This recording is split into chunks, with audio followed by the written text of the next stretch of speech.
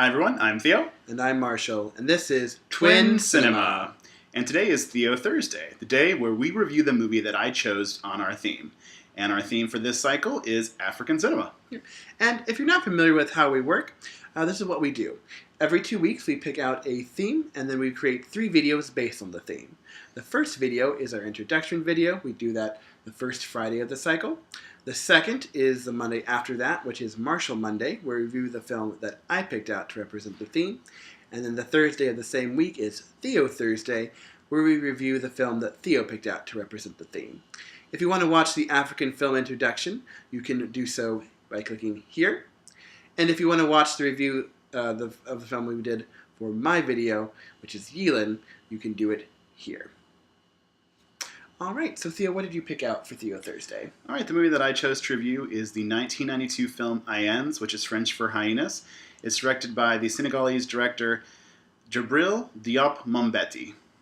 Excellent. Well, that sounds pretty interesting, but before we go into the actual review, why don't you tell us why you picked the film out? I was just doing some research on different African films, and I read a review and a synopsis in Time Out about it, and it sounded really good, so that's why I picked it.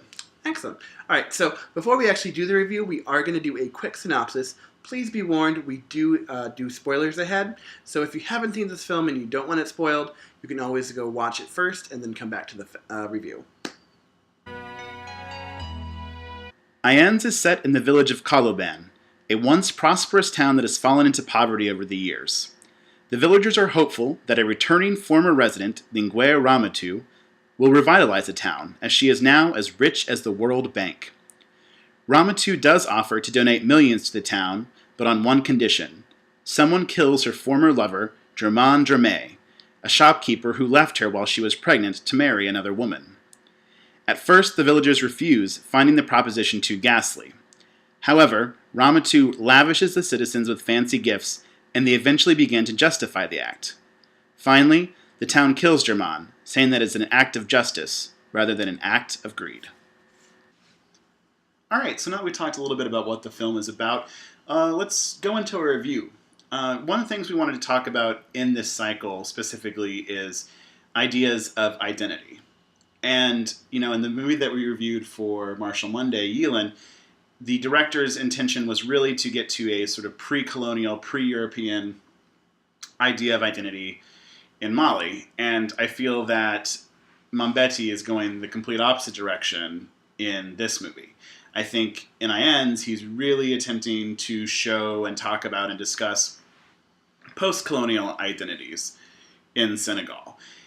And this idea of showing how there's this combination of traditional African identity and also, influences from European and American and also, to a lesser extent, Asian countries as well. Yeah, I definitely see that, especially with the character of Ramatu. She definitely has a globalization motif to her. What's really interesting is her entourage. It's mostly other Senegalese people, 3 of which are women in traditional native African garb. But then you've also got this Japanese associate. It's not really clear what she does, but she speaks Japanese. I don't think you ever see her speak Wolof or even French. So it's very interesting. She's got this mix of an African and yet also a global influence in their entourage. There are 2 other scenes where it really hammers home the whole globalization theme. The first is near the middle of the film. There's this carnival, and they're displaying these wares from other countries, fans, refrigerators, air conditioners, and they're talking about, this is what Ramatu has brought us, these great products from other countries, and people are going crazy over them. Even Dramon's wife, even she goes and she takes the gift, she takes everything. And they say, well, some take some, but she took the lot. I think that's a definite critique on materialization, coveting other nations' goods, wanting to assimilate into other cultures. I think that's a huge theme in this film, especially in the ending shot of this film, where Dramon is dead, Ramatu has given the town money, and they're bulldozing basically over the town. And so the final shot of the film is this land that's been plowed and bulldozed over, and it has nothing to show for it. Yeah, and Mambéty is definitely using this film as a platform to critique post-colonialism and this sort of willingness to blindly accept materialism and capitalism.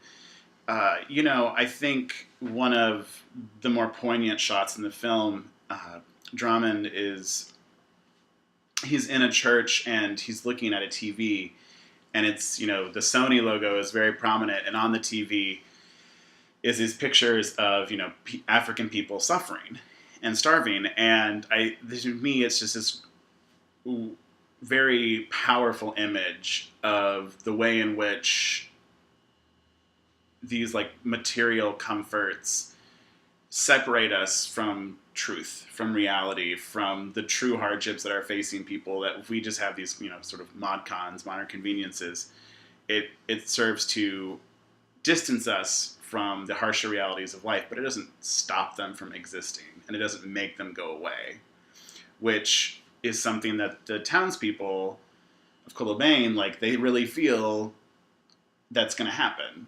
Like, oh my God, they keep saying over and over again, once Ramatu is here, she's going to save us. And that's something that Mambéty is pretty emphatically showing, no, that's not the case. Like, this isn't really saving anything. No, basically she's turning them into prostitutes. They have to completely give up their dignity and their humanity to survive. But is it really even survival? Is it worth it? I think what's really interesting is the professor, or the school teacher character, how he seems to know that this is wrong, this isn't going to solve anything, and yet he can't help himself. He knows, even though he knows it's wrong, he knows he's going to join the crowd. Well, it's really interesting, too, because, going back to the idea of identity, early on, when Ramatu comes in and says, I'll only give you these monies if you kill Drummond, and it's interesting because at the beginning, they even say very early on that, we're not Americans, we're not going to kill over nothing. And then, of course, they do. So it's, at first, they have this like proudness that they're not going to succumb to these ideas, this materialist idea that they can't, their value system can't be bought out. Mm-hmm.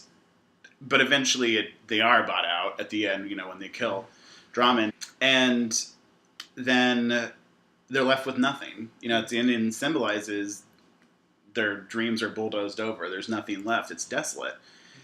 And it's basically Mambéty saying, you give this up because you think you're going to get something out of it, but you're really getting false promises. You're not getting you're not getting really anything. Oh, totally. And the thing that's also interesting in the idea of identity too is they mentioned they're not Americans, and yet there's another scene where Drummond's pleading this case to the mayor, and they're like, he's like, please don't kill me, and he's like, well, we're not going to kill you, we're not savages.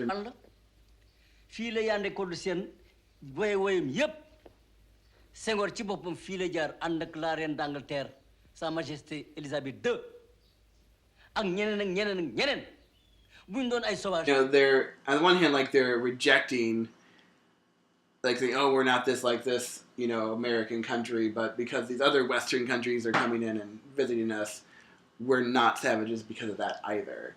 So it's very interesting how they're rejecting colonizing influences, and yet they're also idealizing or saying this is the status that we want to achieve.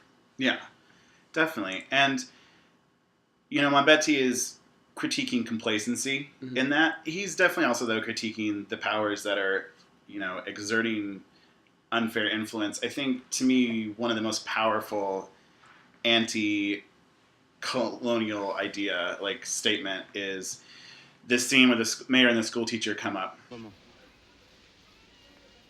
ndax xam nga ni fee ci xuru xaar yàlla ya am nañu fa pétrole ndax xam nga ni am nañu fa gànjar gu dul jeex ndax xam nga ni fee ca wàlla dex am nañu fa phosphate bu dul jeex ñun soxlawuñu ku ñu sarax dañu bëgg rek ku ñu lebal ñu liggéey jaay soqali suñu tund wi jonga ma dañoo bëgg suñu gox bii ku mel ne yow jënd usine yi fi nekk defaraat leen jënd taax yi fi nekk soppali leen li ci nekk nag dama mënul jënd ñaari yoon ndax li ngeen may jaay lépp maa ko moom usine yeeg xuru bu keeg dëkk bi mbedd doo mbedd këroo kër maa ko moom jënd naa njaxas yépp samay nit tëj usine yi tëj mbaar yi buggal lu ëpp boole ko dëgër bopp jaay sa doole ci dara yàq ci Pretty much exactly what so many European powers did to African countries. You know, there's still a lot of, I think, diamond mines are a very big one. You know, Africa has a lot of natural resources, but so much of the natural resources are owned by foreign powers that, you know, it's a catch-22. They're screwed to start. They need the capital. They can't get the capital because the capital is owned by somebody else. So they're forced to play by these rules and sell their soul because they're forced to play by this game that is set up for them to lose automatically. That's definitely, unfortunately, true. Kind of going with that scene, but kind of putting it in a different context. One of the reasons I like that scene isn't so much the symbolism, also because it also works as a character moment. Kind of going away from the allegorical side of the film into more like the actual characters. Film can be viewed as an allegory, but it also really works well as like a character piece, an actual story in and of itself. And I really like how in that scene she's basically saying what she's learned from her experience in life is you either have your principles or you're poor. dafa fekk nga pay say bor damay pay samay bor di ngeen sangoo deret mbaa ngeen torox ba faw. And I think that's the best way to define her character to her.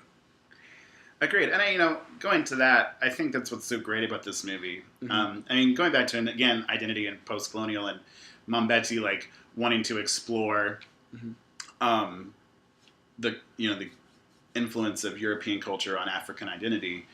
This movie is based on a Swiss play, The Visit. So, in itself, it's an African take on a European thing. So, but yeah, and that's why it's so great, because obviously there's this grand metaphor, this grand allegory that we can use the film to view as this allegory for Africa and Senegal and post-colonialism. But it also works really well if you don't see those things, if you don't understand that, or you don't have that background knowledge to see that.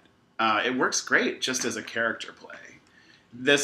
Beyond the allegories and beyond the ideas that it brings up about economics and national and continental identity, it also is just really great examination of what motivates and drives people, and what are we as humans capable of. We like to think that we're these just people, that we won't ever bow to our baser instincts, but how we can be so easily swayed and tempted and can justify our own pretty disgusting actions. Mm-hmm. Well, I'm curious, what I like the most about this film is these are very morally ambivalent or ambiguous characters. Like, Ramatu is not very likable. She's kind of nasty. But, she's doing this horrible thing. But you see why. Because it's not like Drummond just, he dumped her. No, he got her pregnant. He basically paid off people to say, we slept with her. Basically forced her out of town. She had to become a prostitute. So she deserves justice. And then Drummond is a very likable character. He's very funny. He has good qualities, but he did. It's hard to imagine, and that's the point. It's hard to imagine that he did these really awful things, because he seems like such a stand-up dude now, and everybody likes him in town. Yeah. So you have to wonder, like, is this revenge or is it truly justice? What is the difference between justice and revenge? Is justice simply taking the moral high ground? What is the moral high ground in this kind of situation? Because he did something that really is. He deserves like some consequences to his actions. And he even admits it himself.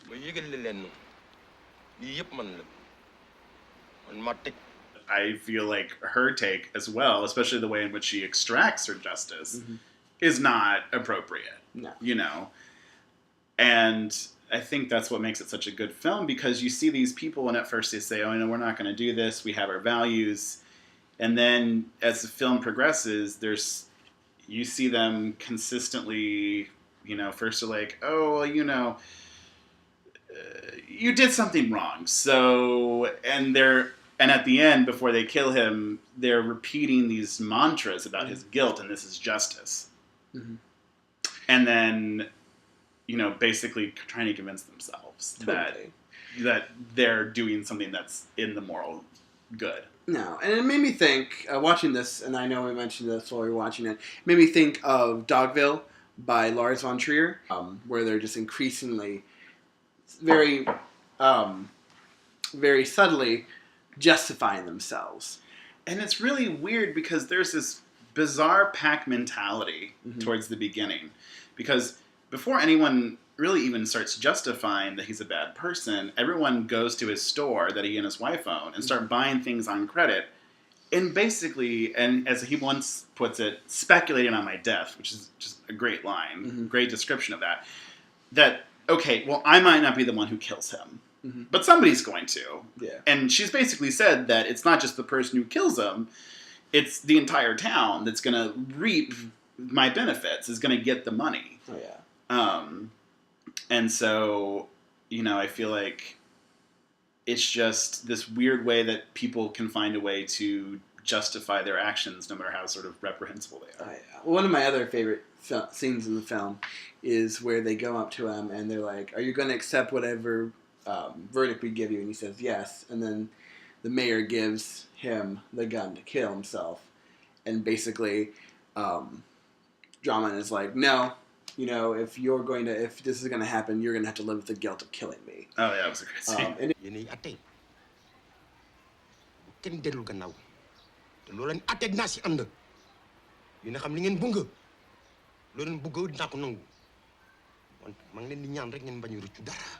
Yeah, and that's one of the scenes, like that, and the scene we were talking about where she says, I already own everything.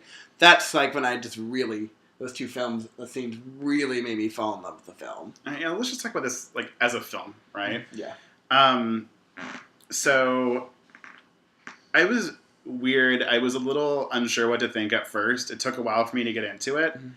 You know, his other film, Tuki-Buki, was very influenced by French New Wave, so it has a lot of like jarring shots, and it's very fast-paced and frantic. This movie starts out very slow. I mean, it picks up, but the beginning is slow, and the opening music was really bad. Oh, it was so bad. And I was like, I thought I was going to hate this film. Me too, because the opening just really turned me off for some reason. I mean, it quickly picked up, and I liked it. But yeah, this is, I think, so good. And it's like, and it's so weird because one of the reasons I picked this is because the Time Out article, I think, erroneously described this as surreal. I would consider it more absurd. I agree with you. It's more absurd than surreal. I think it said it was surreal because Ramatu is like literally made of gold. Yeah. So I think it's pretty obvious we both really enjoyed this film. So compare this to Yulin. I feel like, and we didn't really even know enough about them to really... I think we paired them really, really well together with that, like, inadvertently. Yeah, we didn't really do... we just kind of... We knew the premise of what they were about, and that was it. Yeah. We don't do a whole lot of pre-thought into the films. We just stick a theme, and then we just find films we want to watch. Well, sometimes. It depends. Depends on the film. Yeah. But I feel like they're such great counterparts to each other. They both have this sort of fantastic element to them on both ends, like... But they both explore like ideas of identity, but in such different, vastly ways. Which do you like better? That's a really hard one because I'm really waffling back and forth. They're both really close. Because in some ways, I really love Yulin. I think I love Yulin on a more like subconscious level. Because there's all the symbolism. It's gorgeously shot. I love the whole mystic element of it. It's very spiritual. Hyènes has a much more cohesive story. It's more accessible. I mean, if I had to say like which one that I show to people, it would be Hyènes, no question. But they both appeal to like the different parts of me. Like Hyènes is a lot more cynical, and so it appeals to my cynical side. But then Yulin, it's mystical, it's optimistic, and there's a part of me that really likes that in a film. So I really would have to say it's a toss-up. I'd have to say they're probably about tied. I think, like, at this moment, I'd probably say Hyènes if I had to choose, but then there'd be days when I'd say Yulin. I feel the exact same way. I mean, I definitely feel like Yulin is a much, like, better technical film. Mm-hmm. Just so much about Yulin is so, like, immaculately shot. It's beautiful, gorgeous imagery. The symbolism is so deep, and Hyènes is just, it's more universal, which doesn't necessarily make it better. I don't want to make it sound like, okay, more people can relate to this, therefore it's a better film. I don't feel like that's the case. Mm-hmm. It definitely makes it easier to recommend Hyènes to more people for the exact same reason you said. Like, I feel like this movie works on enough levels that like it doesn't matter like what your understanding of like geopolitics or colonialism or anything like that. Like, you don't have to know anything about any sort of history of colonialism in Africa to appreciate hyenas on like a basic level. Yeah. So I don't know. I'd say that they're pretty much tied with Hyènes slightly. Like, only recommended for most people, but if you were like looking for like an art film, I would actually recommend Yulin. Yeah. Yeah. So that's our verdict. Watch them both. In fact, I'm pretty happy to say that for most of the films we've watched, it's a watch them both, except for Jack and Jill. Yeah. All right. Well, that's it for our cycle on African cinema. I hope you guys enjoyed as much as we enjoyed reviewing the films for you. Mm-hmm. Please remember to subscribe and rate our videos and like us on social media. We will see you guys a week from Friday when we introduce our next theme. Bye.